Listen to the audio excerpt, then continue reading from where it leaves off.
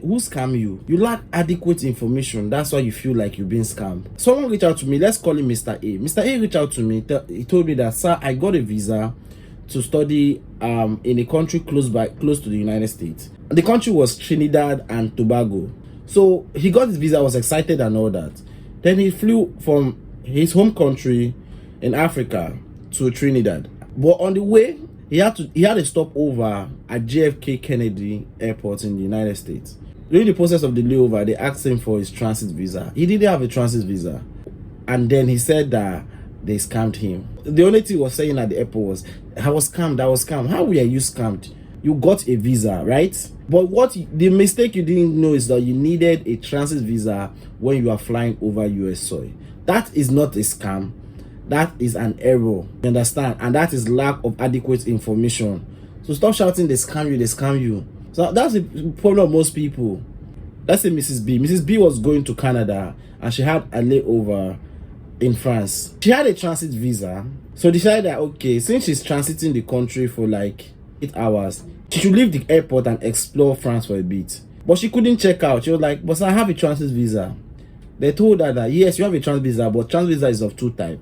You either have airport transit visa or you have a transit visa with layover. But what you have with you is just an airport transit visa. So you are within the confines of the airport. If you had airport transit visa with layover, you are allowed to check out, go and explore the country and come back when your time is due. So some people lack information a whole lot, and in the end they start shouting, I am being scammed. You are not being scammed, you are ignorant.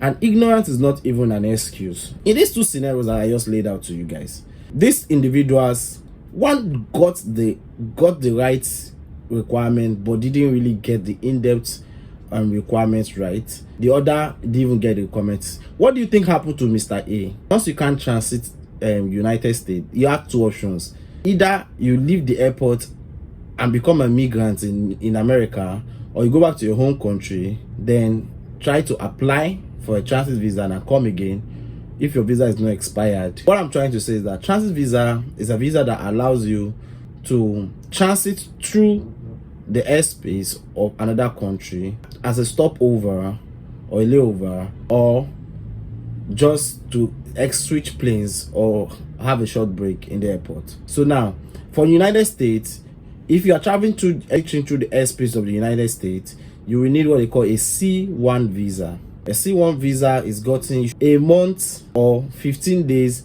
after getting your visa to wherever you are going to. So how do you do that? You just you go to the US website, they apply for a DS-160 form, then pay the requirements, just apply for C1 transit visa, submit the visa. They'll ask you to come for an interview.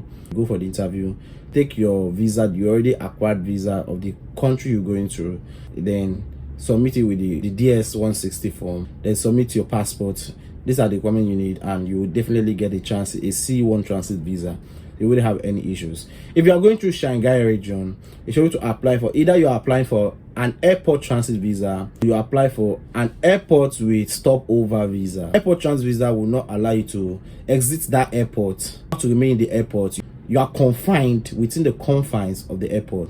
But the airport transit visa with layover allows you to exit the airport, go have fun in the country, come back when the time is right. So share this video to someone that might need it. And again, in case you want to ask, yes, you are traveling to the airspace of some Asian countries like Japan, Qatar, you need to get a transit visa, guys. So always look your visa application to see if you need a transit visa or not, guys. Please like, share this video.